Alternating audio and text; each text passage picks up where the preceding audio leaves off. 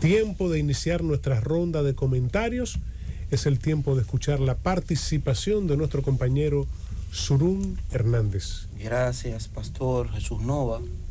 Fíjense, en el día de ayer surgieron dos noticias bastante preocupantes del sector justicia, prácticamente con horas de diferencia. La primera noticia fue la relativa a una convocatoria o una amenaza de convocatoria, paralización de las labores de todos los componentes del Ministerio Público.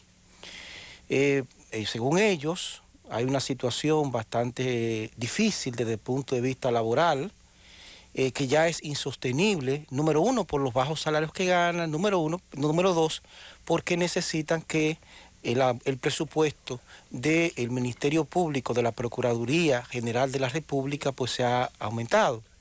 Concomitantemente con esa información, pues ha trascendido que la magistrada Miriam Germán Brito ha declarado su preocupación y ha hecho un llamado a esa asociación de fiscales, a Fiscaldón, referente a los riesgos, que desde mi perspectiva son ciertos, de que la imagen del Ministerio Público pues pueda ser afectada en función de, digamos, una paralización de servicios que son esenciales, porque hay que recordar que es el Ministerio Público, en primer lugar, quien instrumenta los distintos expedientes de persecución de la criminalidad en la República Dominicana, pero tiene un componente además que atañe pues a la solución de conflictos barriales, conflictos particulares entre vecinos que muchas veces pues evitan desgracias personales, hasta evitan muertes.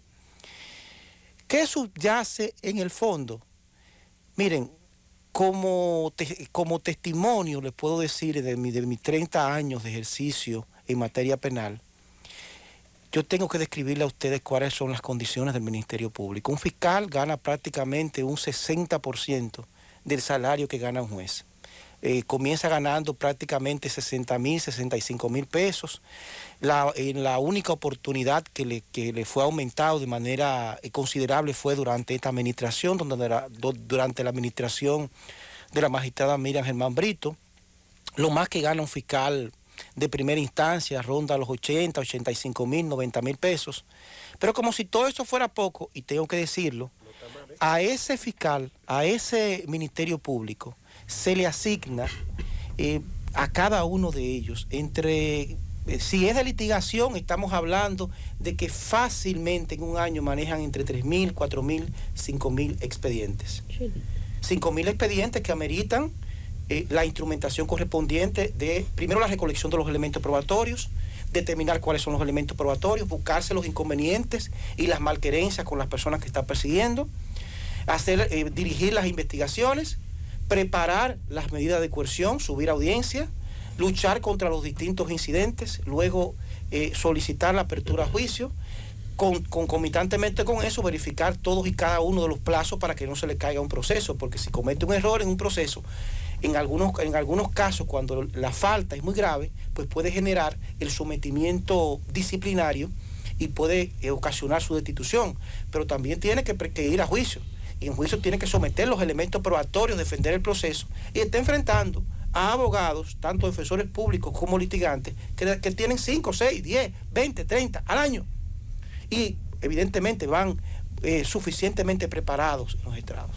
Esas son las condiciones laborales de personas que dedican toda una vida, no una parte de su vida. Estamos hablando de que ellos ingresan a la escuela, participan en un concurso, en principio, aunque se ha denunciado, y ha habido, vamos a estar claros, ha habido algunas irregularidades, porque no podemos tapar el sol con un dedo, pero inician y hacen una maestría en la Escuela Nacional del Ministerio Público, y tardan toda una vida estudiando, para al final ganar 85, 90.000 pesos, que es un salario pírrico para un profesional de esa naturaleza. Una persona que lleva procesos, por ejemplo, contra el narcotraficante más grande de la región sur, que maneja miles de cientos de expedientes de cocaína, que maneja miles de millones de pesos. Señores, que esa persona que él persigue contrate un abogado, y usted sabe cuánto vale una defensa penal de alta gama. entre 150, 200, 300 mil dólares comenzando. 300 mil dólares comenzando el proceso para un abogado de alta gama. Ni hablar de los casos estos de corrupción administrativa que tú tienes prácticamente que exiliar a tu familia. Estamos hablando de millones y millones de pesos, de dólares, millones y millones de dólares. Tengo el conocimiento, información que a un solo abogado le pagaron 5 millones de dólares. A un solo abogado. 5 millones de dólares. Entonces, si nosotros comparamos la situación y lo verificamos respecto al reclamo principal de esos fiscales. 270 millones de pesos. Así mismo es. Contra unos fiscales que están arriesgando su vida y que muchos de ellos están marcados de... A uno solo, 270 millones de pesos. Sí, claro, eso no es nada. ¿Cómo que no es nada? Pero te estoy hablando de lo que está pasando ahora mismo. Señores, recuerden que en el caso de los bancos, solamente a una oficina de abogados le dieron 20 millones de dólares. A una sola oficina de abogados, cuyo nombre me reservo en este momento. ¿Cuál es el principal reclamo de esos fiscales? Que se respete la ley 194-04. ¿Qué establece esa ley? Esa ley establece el 4.10% del presupuesto. Es una ley que quizás fue uno de los logros institucionales más grandes durante la administración del expresidente Hipólito Mejía Domínguez. El 7 de agosto fue promulgada esa ley.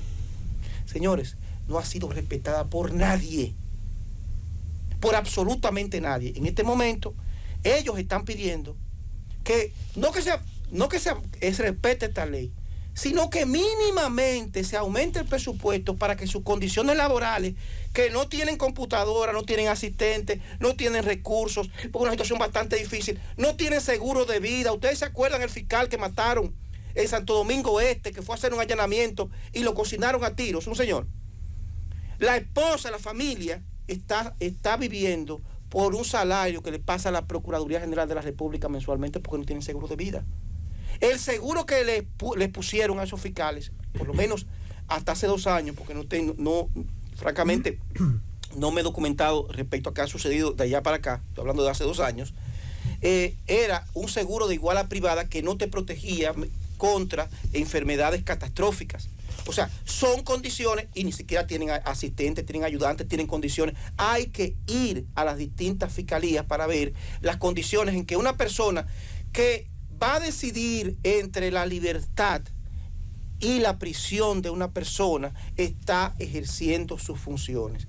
Por eso es importante siempre comprender qué ocurre en este tipo de situación. Obviamente que nosotros entendemos perfectamente la óptica de la magistrada Miriam Germán, de que estamos en un momento muy delicado donde hay sectores interesados en atacar la imagen del Ministerio Público, pero yo particularmente entiendo que lo lógico es que todos los sectores del sector justicia, Procuraduría General de la República, Poder Judicial, la Asociación de Fiscales, pues se sumen a lo que es el reclamo que inició desde el año pasado el Colegio de Abogados de la República Dominicana, mediante acciones de amparo de cumplimiento, de forma tal de que los poderes públicos, de que el Congreso Nacional, de que el Poder Ejecutivo, pues asignen los recursos necesarios contemplados en la ley 194-04 y finalmente... Surún, perdóname, ¿quién encabeza el Ministerio Público?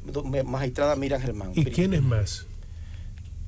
Miriam Germán es la única que lo encabeza. Miriam Germán. Sí. Pero en la lucha contra la corrupción, ¿le siguen? Está Jenny Berenice, está el magistrado Camacho. Tengo que decirte algo.